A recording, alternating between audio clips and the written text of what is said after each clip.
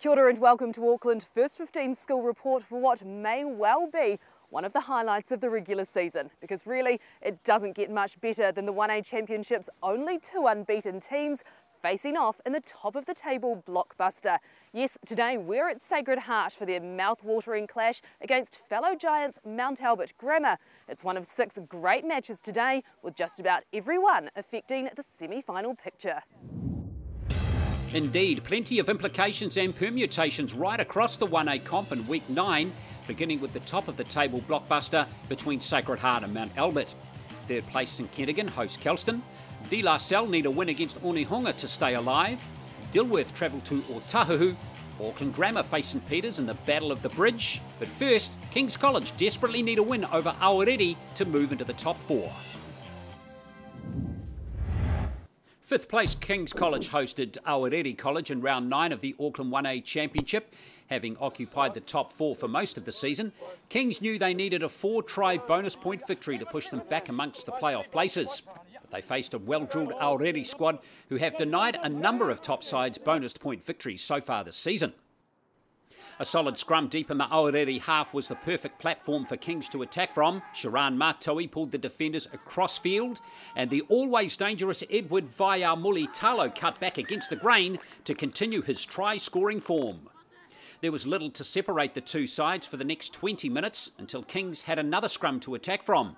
AJ Moore took the ball to the line, and when he was brought to deck, the home side moved the ball wide to Millennium Sanarevi, who was pulled down a metre out. And from that range, Takaji Youngyen is hard to deny. The prop used good body position to bag another converted try. King's College were made to work hard by the Aorere pack, but they eventually wore down the visitors' big forwards. And AJ Moore thundered through the ruck to rack up another 5-pointer in his standout 2016 campaign. King's confidence began to grow, and 5 minutes into the second spell they used plenty of width to stretch the Aorere defence. Mua had room to wind up, and the hard-running number 8 did what few have this season, and blew past Aorere's fullback to claim the crucial bonus point try. The visitors have rarely been overawed this season, and Aorere worked the blind side where JP Ngatoko raced in for a well-deserved try after a few near misses early in the season. With the result in the bag, Kings slung the ball to their backs, where midfielder Lucas Halls fired out a long skip pass, and from there, Isaako Inosa and fullback Callum Douglas showed off some elusive footwork to bag their 5th try of the afternoon. And as full-time approached, Kings had one final chance to attack from first phase. Mātoe switched the play from right to left, and Vaiaumuli Talo found Douglas cutting back on a great angle for a brilliant set-piece try. King's College picking up a vital 5 points, knowing there is quality opposition to come in the final 2 rounds. We kept our composure and we just stayed patient. Good ball carriers, and we maintained the ball a lot, which gave us good attacking position. It's a crucial win today. 5 points puts us in a good position for looking on the table, and just going to head into next week. Hopefully, going to front up against Mags.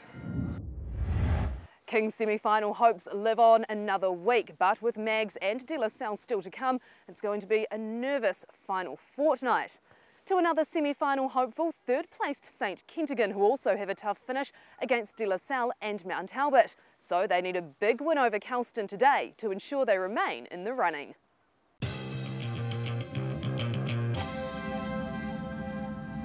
After a stuttering start to their title defence, St Kentigern College have won 4 games in a row to surge into the playoff positions. And in week 9 of the Auckland 1A Championship, they went looking for an important 5th successive win as they welcome Kelston Boys High, who was stinging after their loss to Dilworth School last week. And the visitors showed plenty of resistance in the first 15 minutes and were rewarded with 3 points from Abel Mangalogo, getting a rare start at first 5. With the bulk of the early territory, Kelston kept the pressure on, where fullback Sebastian Vicenia found giant lock champ Beetham lurking on the wing and dotting down for the opening try of the afternoon. The home side picked up the pace and got the ball to danger man Tani Elutalea, who offloaded in contact to midfield partner Rupena Parkinson as St Kentigern closed the gap to 3 points. With 5 minutes left in the half, the defending champs rolled out a slick first phase move that had wing Penny Lasanga slipping in under the sticks to see St Kentigern hold a slender 4-point lead at the break.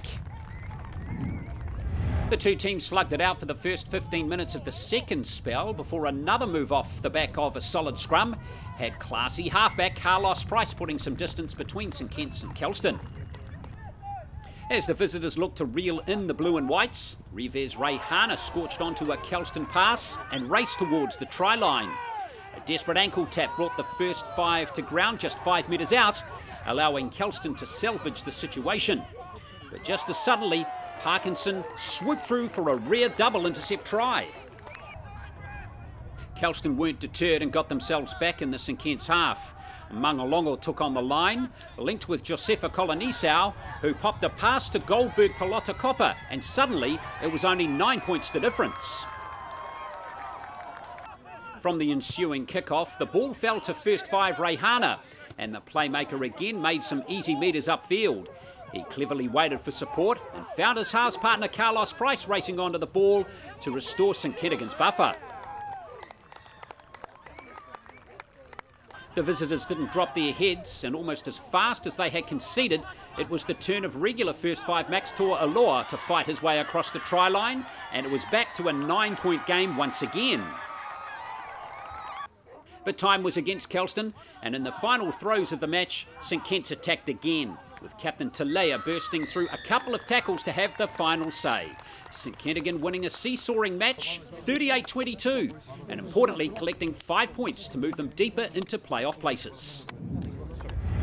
I don't think we really controlled the game we wanted to today, and Kelston took some opportunities and they threw the ball around and were real physical for us, made it tough, but yeah, just real happy we got a bonus point win.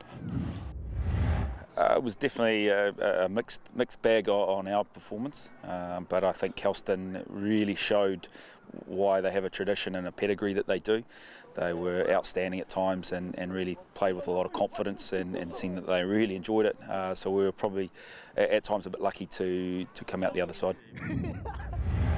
So St Kentigern currently occupies second spot, but that could all be about to change because next up it's our feature match between Sacred Heart and Mags. Let's break it down, shall we? The hosts' record is nothing short of outstanding. 8 games, 7 wins, 1 draw. But it is bettered by one team. Today's visitors, Mags, who are yet to taste anything other than victory this season. Stay with us for a game 9 rounds in the making.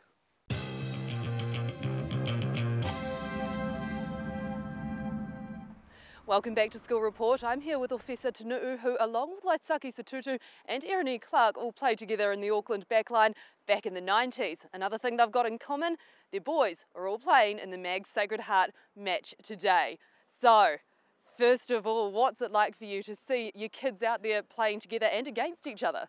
Yeah, I mean, we're just fathers first and foremost, and we're supporters here for our children. But yeah, it's a big game, you know, we can help them and prepare them as much as we can. But it's really up to them how they go out there and bond with their teams and go out and put a good performance on the field. And you've obviously been keeping a close eye on the comp. Top of the table clash today. How do you think it's going to go? Yeah, it's going to be a good day, tough day for them. I think a lot of it will be up front. If I think about rugby, you know, a game of rugby is always one up front.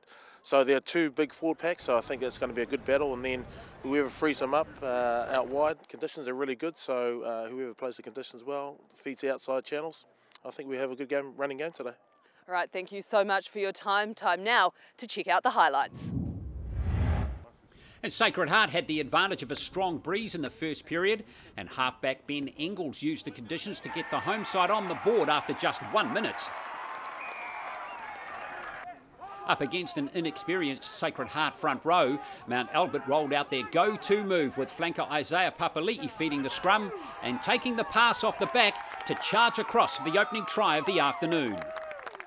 Mags were in the Sacred Half 5 minutes later, and second 5 Paul Roach straightened the attack and stepped his way over the advantage line to have the visitors on the front foot. With the defence stretched, the ball was spun to fullback Niven Longapoa, who showed off some good footwork to put Mount Albert ahead 10-3. Sacred Heart stayed in touch through the boot of Engels, who struck another penalty for the home side. Mount Albert controlled possession expertly and cycled through multiple pick-and-go rucks close to the Sacred Heart line. And having stayed patient, halfback Salle Tonu'u did what his father was renowned for and scored down the shortest of blindsides. And on the stroke of half-time, Mount Albert were again in the same corner and again built pressure through possession. The league leaders near impossible to hold out so close to the line, and Papali'i smashed across as Mags claimed yet another 4-try bonus point to build a healthy 14-point buffer at the break. 20 minutes of the second spell went by with no change in score as Caleb Clark, son of All Black Eroni, went looking for a gap in the Sacred Heart defence. But it was that man, Isaiah Papali'i, who again showed why he's one of the hardest players in 1A to put down as he helped himself to a hat-trick.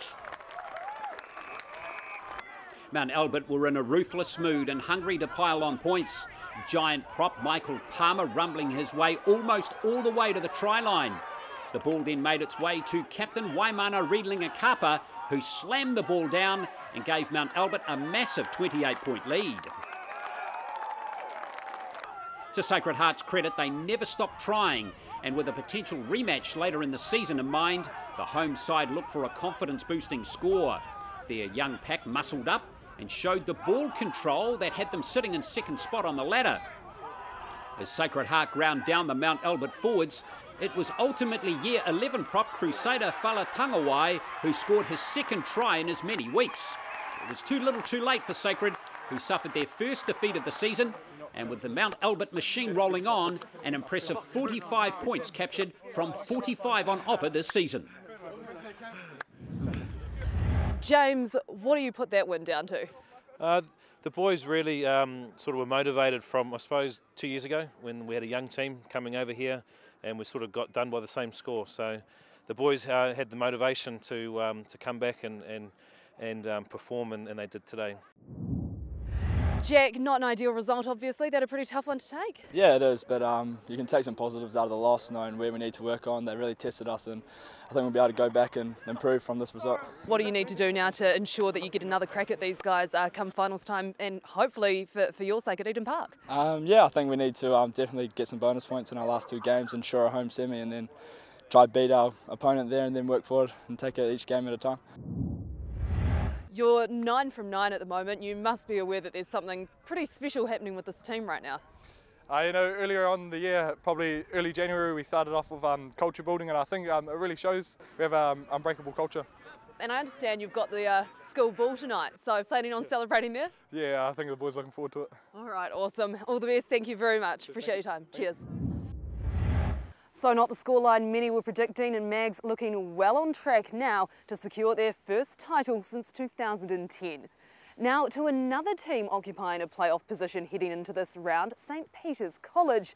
They make the shortest of trips up Mountain Road to arch rivals Auckland Grammar, who would love nothing more than to put an end to their run to the playoffs.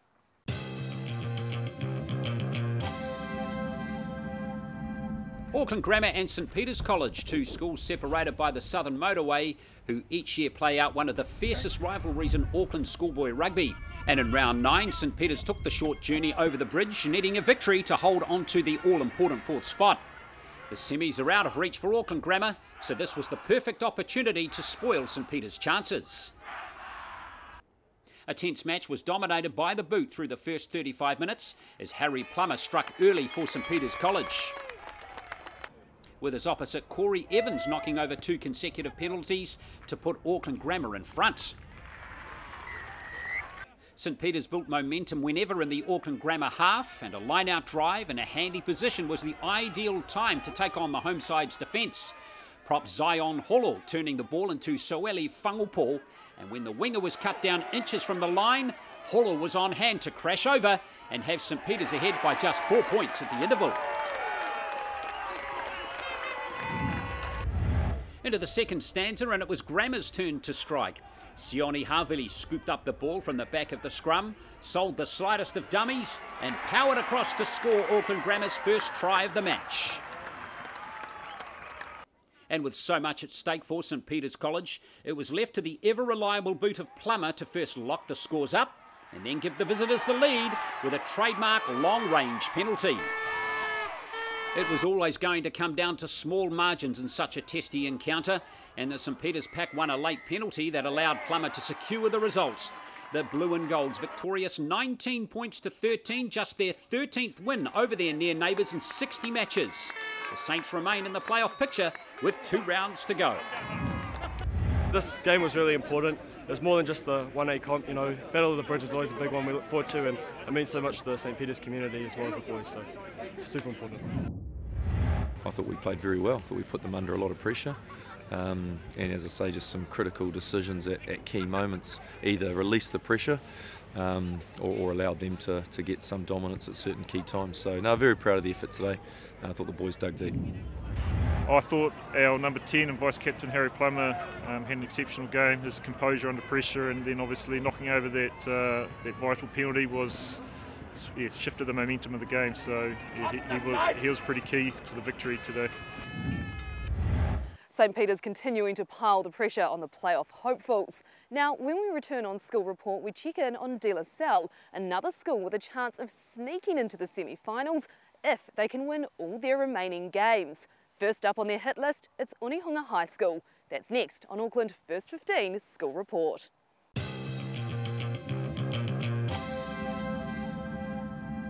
The equation was simple for Salle heading into round 9 of the Auckland 1A Championship. 3 big wins in the final 3 weeks needed to have any hope of making the semi-finals. And the first hurdle for the home side were 1B champions Onehunga High School, a team building in confidence as their season rolls on. Salle have profited heavily from their kick and chase game this year, and that trend continued with winger Kurt Utai beating his teammates in a race to the ball to get the first try of the match. Onehunga fronted up on defence for the next 10 minutes, but when the ball made its way to LJ Usu, the big lock did a fine job impersonating a midfield back before PJ Hutch replicated a steamroller to have the home side ahead by 12 points. The kick and chase tactic continued for Salle as Simon Peter Toliafoa snatched the bouncing ball and combined with Jesse Pascoe. The halfback booted the ball through again, and Blues under-18 squad member Lalo Milo raced in for another 5-pointer. With half-time approaching, Salle gave the ball some air. As always, there were big ball carriers lurking in the back line, and Brent Tongatia burst through on a great line to snare the vital bonus point try. And immediately from the kick-off, the bounce of the ball was again Onehunga's worst enemy. Lalo Milo surging onto the loose ball and linking with fellow Blues under-18 teammate Kafu Musuata as the try-scoring hooker added to his collection. Salle leading by 31 points at half-time. To the second stanza, and a big Salle scrum created pressure, and Pascoe swooped first, finding captain Caleb Fa'alili in support. The flanker dashing in for try number 6 for the 2-time champs.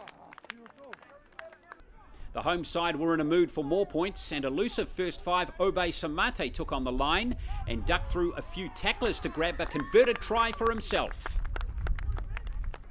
A 15-minute period without any scoring was broken when PJ Hutch barged across to collect a rare brace of tries and bring up the half-century for Salle. The comprehensive win completed by replacement wing Joseph Nansen. Salle's 55-0 win just what was needed to keep them in touching distance of the playoffs with 2 games to go. Yeah, it was very important, especially coming back from a loss last Saturday against Mags. Not only for the semi-finals but also for our confidence to boost it up. So yeah. Well, they didn't give up. And even when things looked a little bit lost, they made some very good tackles at the end. So you've got to be happy with the attitude from the team that was well beaten today. Yeah, no, it was absolutely crucial. It's a must-win today with a bonus point, but also for the boys to perform to the best of their potential. Important win there for Salle to keep their playoff hopes alive. Now, our final match of round 9 was in fact played over Queen's birthday weekend between Otahuhu College and Dilworth School. Both sides were looking for their first win, and the match featured some great tries, including a contender for individual effort of the season.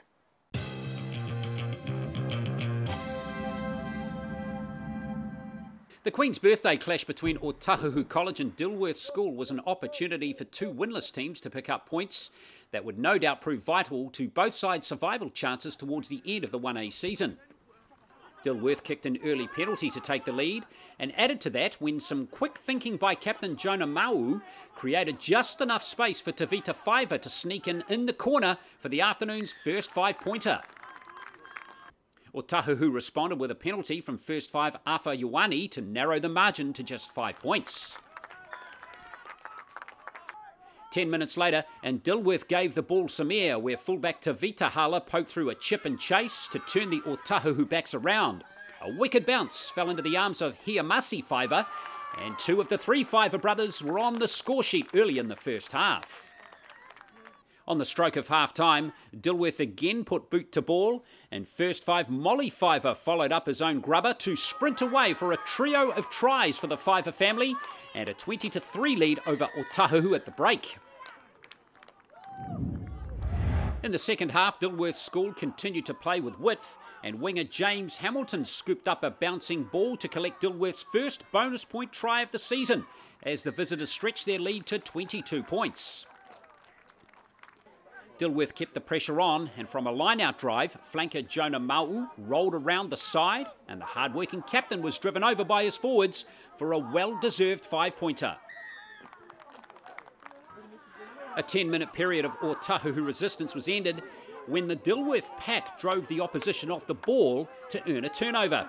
Replacement Zane Takanawa snaffled up the ball and dotted down, notching up another try from the forwards.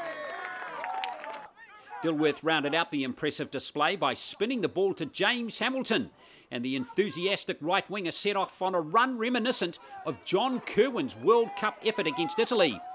Hamilton gliding in and out of defenders to score a brilliant 60-metre solo try. Dilworth School comfortable winners over Otahuhu College 42-3. And on hand to enjoy the school's first win of their second ever season in the 1A grade was Dilworth Old Boy and current New South Wales Waratahs prop Angus Ta'aval. Yeah, it's pretty awesome. You know, we lost 2 finals when we were 6th and 7th form, and it's nice to come back here and see how the school's going. And you know, we always thought we've had a lot of talent and be able to step up into the 1A. So to come into this competition and be seen, it's massive, because I feel like when I was playing, you know, there's a lot of good players that could have stepped up and be pro players at the moment, but just didn't get that opportunity. So for these guys from a pretty small school to get that opportunity and be seen in front of some selectors and scouts that are watching, you know, it's awesome. Impressive there from Dilworth, who certainly have one of the most exciting backlines to watch. Now it's getting to the nitty-gritty, so let's have a look at the points table with just 2 more rounds remaining. Yes, 9 weeks down, 2 to go, and still 6 teams remain in the hunt for the playoffs. At the top, Mount Albert has secured a home semi-final with a maximum 45 points. St Kentigern move ahead of Sacred Heart. 2 points behind them is St Peter's College. 1 back is King's College, and even Salle in 6th spot can make the postseason with just 2 games to go. It's all set up for a frantic finish over the final few weeks. Now, a nervous wee period awaits the top 6 sides, with the school holidays giving the boys a couple of weeks' break to mull over all they've got to play for when they return. After the holiday break, we return with our round 10 feature match at the Cage, as St Peter's College hope to hold on to the all-important 4th spot against Dilworth. Salle face D-Day against 2nd place St Kentigern. King's College's road to the playoffs is blocked by Mount Albert. And Sacred Heart look for a return to winning ways at Aorere.